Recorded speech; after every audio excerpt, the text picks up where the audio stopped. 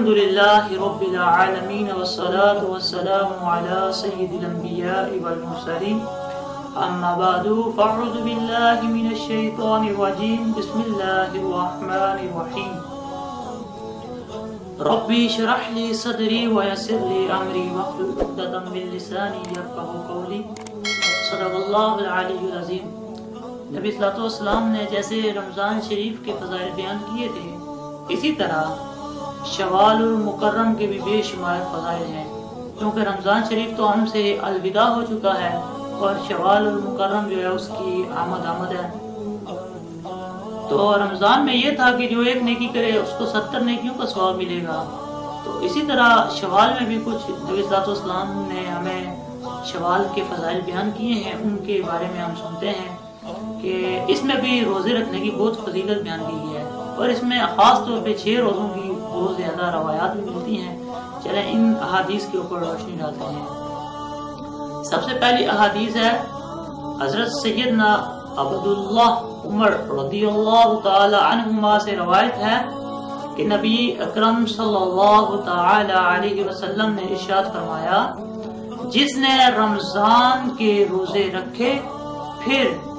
شوال کے 6 روزے رکھے تو گناہوں سے ایسے نکل گیا کہ جیسے آج ہی ماں کے پیٹ سے پیدا ہوا ہو۔ یعنی جیسے بچہ ماں کے پیٹ سے پیدا ہوتا ہے وہ گناہوں سے پاک ہوتا ہے۔ نبی صلی اللہ علیہ وسلم نے فرمایا، جس نے رمضان کے روزے رکھے اور اس کے بعد شوال کے 6 روزے رکھے وہ گناہوں سے بالکل اس بچے کی طرح پاک ہو جائے گا۔ دوسری روایت یہ ہے کہ حضرت سیدنا ایوب رضی اللہ تعالیٰ سے روایت ہے، نبی اکرم صلی اللہ علیہ وسلم نے ارشاد فرمایا، جس نے رمضان کے روزے رکھے پھر ان کے بعد 6 روزے شوال کے رکھے تو وہ ایسا ہے کہ جیسے اس نے عمر بھر کے روزے رکھے۔ تو یہاں پہ اسلامی بھائیوں ہمیں دیکھیں کس طرح کی خوشخبریاں نبی صلی اللہ علیہ وسلم دے رہے ہیں کہ رمضان کے پورے روزے رکھے، اس کے بعد شوال کے 6 روزے رکھے تو وہ ایسا ہے جیسے اس نے تمام عمر بھر کے روزے۔ اور تیسری حدیث یہ ہے، حضرت سیدنا ثوبان رضی اللہ تعالیٰ عنہما سے روایت ہے، رسول اللہ صلی اللہ علیہ وسلم نے فرمایا، جس نے عید الفطر کے بعد 6 روزے شوال کے رکھے اس نے پورے سال کے روزے رکھے، جو ایک نیکی لائے گا اسے 10 نیکیاں ملیں گی۔ تو دیکھا آپ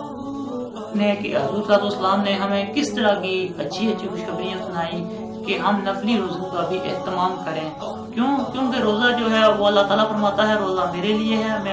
میں خود اس کی جزا دوں گا۔ تو رمضان تو خیر گزر گیا، اس کے ہم نے خوب روزے رکھے، خوب عبادت کی۔ اب شوال ہے تو شوال کے ہمیں کوشش کر کے 6 روزے لازمی رکھنے چاہیے۔ تو ابھی پیارے بھائیو ذہن میں یہ بھی سوال پیدا ہوتا ہے کہ یہ روزے رکھے کس طرح جائیں؟ 6 روزے ایک ساتھ رکھے جائیں، اکیلے کر کے رکھے جائیں، یا کس طرح رکھے جائیں؟ تو اس کے بارے میں یہی کہہ سکتے ہیں کہ اگر 6 روزے رکھ لیے جائیں اکٹھے تو اس میں بھی کوئی حرج نہیں، لیکن ایک ہے کہ شوال کے پہلے دن اس کا روزہ نہیں رکھنا، جس دن عید ہوتی ہے عید والے دن روزہ رکھنا جائز نہیں ہے، اس کے بعد آپ جب دل کرے رکھ لیں۔ ایک گزارش یہ ہے کہ عید جو پیر شریف ہوتا ہے، پیر شریف والے دن ویسے بھی روزہ رکھنا سنت رسول صلی اللہ علیہ وسلم سے ثابت ہے، تو کچھ لوگ پیر شریف کا روزہ رکھتے ہیں، تو اگر وہ پیر شریف کے روزے کے ساتھ ہی اس کو رکھ لیں، یعنی پیر شریف والے دن ڈبل نیت کر لیں، ایک یہ کہ پیر شریف والے دن حضور صلی اللہ علیہ وسلم روزہ رکھتے سنت کے اوپر عمل کرنے کے لیے روزہ رکھ رہا ہوں، دوسرا یہ کہ اس دن شوال کا روزہ بھی رکھ رہا ہوں، جو شوال کی فضیلتیں میں نے بیان کی ہیں اس کے مطابق، تو یہ ہوگا ان کو ایک روزے میں ڈبل اجر ملے گا، ایک شوال کے روزے کا اجر مل جائے گا، دوسرا جو ہے وہ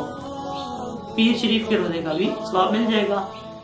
تو شوال میں 4 پیر شریف ہیں تو 4 روزے جو ہیں وہ پیر شریف کو رکھ لیں آپ، باقی 2 روزے آپ کسی دن بھی رکھ لیں، اس سے یہ ہوگا ثواب زیادہ ملے گا۔ باقی